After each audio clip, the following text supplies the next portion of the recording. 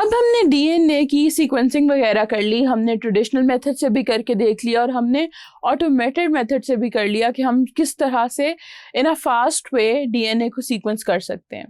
लेकिन सीक्वेंसिंग पे बात ख़त्म नहीं होती। अब सीक्वेंसिंग जब हो जाती है तो उसके बाद हम क्या करते हैं कि फर्दर एनालिसिस वगैरह कर रहे होते हैं, और उसी एनालिसिस को, उसी डीएनए एनालिसिस को अब इस सेक्शन में हम डिस्कस करेंगे। सो अगर मैं यहाँ पे बात करूँ डीएनए एनालिसिस की, तो डीएनए एनालिसिस जो है हम उसको क्या कहते हैं, डीएनए प्रोफाइलिंग भी कहते हैं, डीएनए टेस्टिंग, डीएनए टाइपिंग या फिर जेनेटिक फिंगरप्रिंटिंग भी कह रहे होते हैं। अब ये एक ऐसी टेक्निक है that is employed by forensic scientist to assist in the identification of individuals by their respective nucleotide sequence of DNA.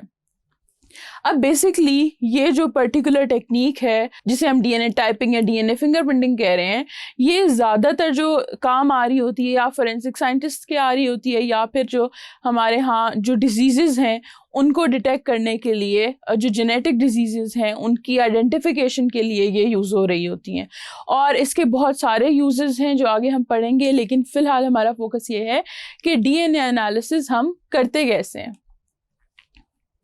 अगर एप्लीकेशंस पे आ भी जाएं तो एप्लीकेशन में जो 5-6 मेजर चीज़ें हैं वो ये हैं कि सबसे पहले तो जिस तरह फोरेंसिक साइंटिस्ट की बात हुई, तो जो क्राइम सीन्स होते हैं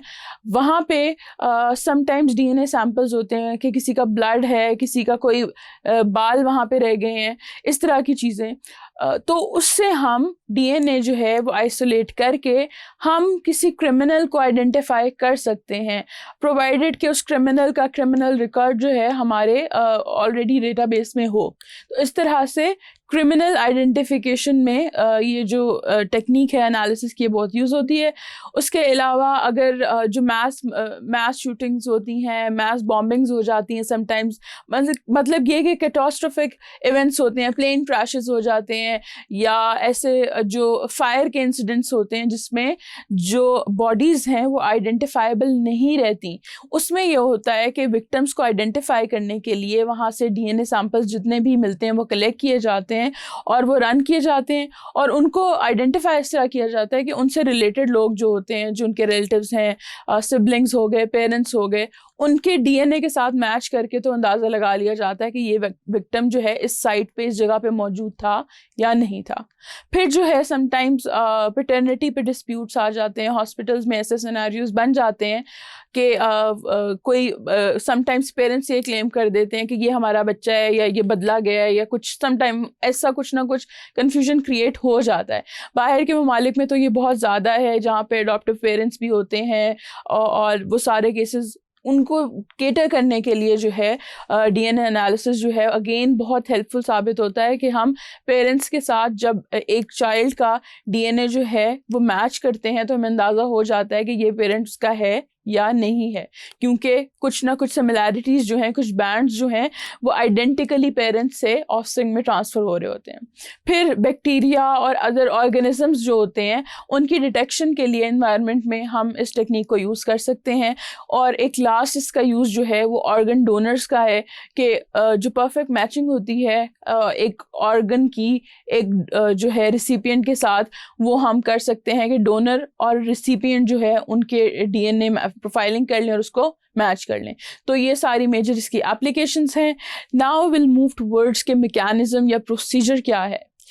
डीएनए एनालिसिस का। तो बहुत सारी टेक्निक्स हैं जो कि यूज़ होती हैं। अगर हम जो मेजर फोकस जिस टेक्निक पे हमारा होगा that is restriction fragment length polymorphism, इसको हम रिफ्लिप्स जो है वो प्रोनाउंस करते हैं, और ये पहला मेथड है जो कि यूज़ किया गया डीएनए एनालिसिस के लिए।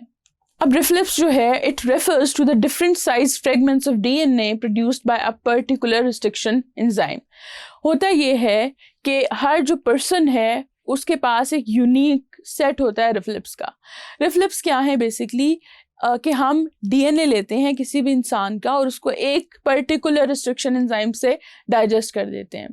अब हमारे जो पूरा डीएनए है, हर इंसान के डीएनए में उस रिस्ट्रिक्शन एंजाइम की जो साइट्स होती हैं वो वेरिएबल होती हैं।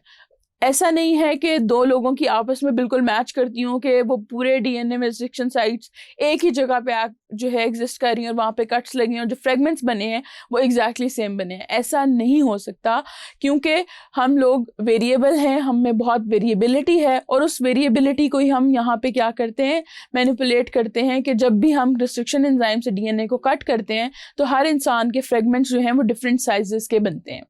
अगर जो है आइडेंटिकल ट्विन्स हों तो सिर्फ उन दो के जो हैं फ्रेगमेंट सेम साइज के बनते हैं, उसके अलावा कुछ नहीं होता। अब जो रिफ लिप्स हैं वो दो लोगों के हमेशा डिफरेंट होते हैं, लेकिन एक मसला ये है कि हम जो ह्यूमन बींग्स हैं, हमारे जो न्यूक्लियोटाइड सीक्वेंस है उसमें 99% सिमिलैरिटी होती है, लेकिन द इंटरेस्टिंग पार्ट इज़ कि जो हमारा रिमेनिंग 1% डिफरेंस है आपस में, वही हमारी इंडिविजुअलिटी को जो है वो जो है क्रिएट करता है, और उसी इंडिविजुअलिटी की बेसिस पे हम ये रिफ लिप्स से स्टडी करते हैं।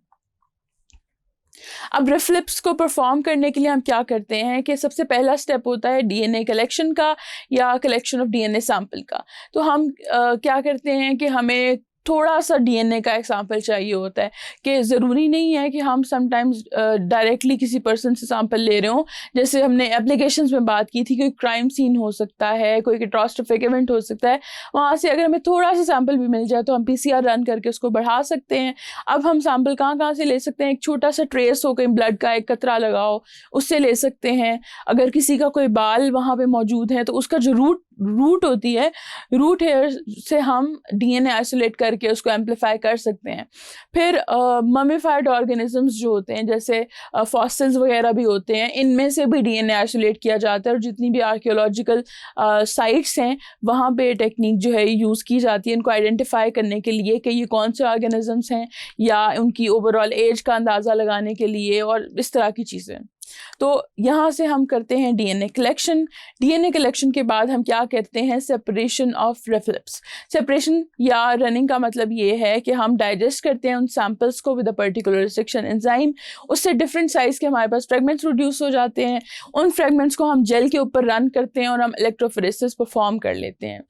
उसके बाद ये होता है कि जो फ्रेगमेंट्स हैं वो अपने साइज़ के हिसाब से डिफरेंट रेट पे मूव करते हैं। फिर जब हम इलेक्ट्रोफोरेसिस स्टॉप कर देते हैं, जो फर्दर प्रोसेसिंग होती है जेल की, उसमें जो पहला स्टेप आ जाता है वो डीनेचुरेशन कहा जाता है, कि हम जेल के अंदर जो रिफ लिप्स फ्रेगमेंट्स होते हैं हम उनको डीनेचर करते हैं। अब डीनेचर कैसे करते हैं कि जो हमारी इलेक्ट्रोफोरेस जेल है हम उसको एक अल्कलाइन सोल्यूशन के अंदर प्लेस करते हैं, और इससे क्या होता है कि जो हमारे डबल स्टैंडर्ड डीएनए वहाँ पे मौजूद था वो क्या होगा, वो डीनेचर हो जाएगा और वो सिंगल स्टैंडर्ड डीएनए में कन्वर्ट हो जाएगा। अब सिंगल स्टैंडर्ड डीएनए में कन्वर्ट होने का फ़ायदा ये है ताकि वो ईजीली हमारी जो अगली मेम्ब्रेन है, that is a nitrocellulose membrane, उसके साथ वो जो है वो बॉन्डिंग कर सके, क्योंकि डीएनए जो है वो नेगेटिवली चार्ज होता है और जो हमारी मेम्ब्रेन है दैट इज़ पॉजिटिवली चार्ज। तो आयनिक एक्सचेंज के थ्रू वो बॉन्डिंग कर लेते हैं, लेकिन ये सिर्फ उसी सूरत में होता है कि डीएनए जो है वो सिंगल स्ट्रैंडेड हो, तभी वो बाइंड होता है परफेक्टली हमारी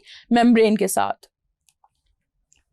फिर हम क्या करते हैं, हम नेक्स्ट स्टेप परफॉर्म करते हैं, दैट इज़ ब्लॉटिंग। अब ब्लॉटिंग क्या है कि एक हम मेम्ब्रेन लेते हैं, नाइट्रोसेलुलोज होती है, या फिर हम नायलॉन मेम्ब्रेन भी यूज़ करते हैं समटाइम्स, उसको हम जेल के टॉप पे प्लेस कर देते हैं और वहाँ पे आयनिक एक्सचेंज होती है, और जो सिंगल स्ट्रैंडेड डीएनए वो बाइंड कर जाता है हमारी मेम्ब्रेन के साथ ड्यू टू द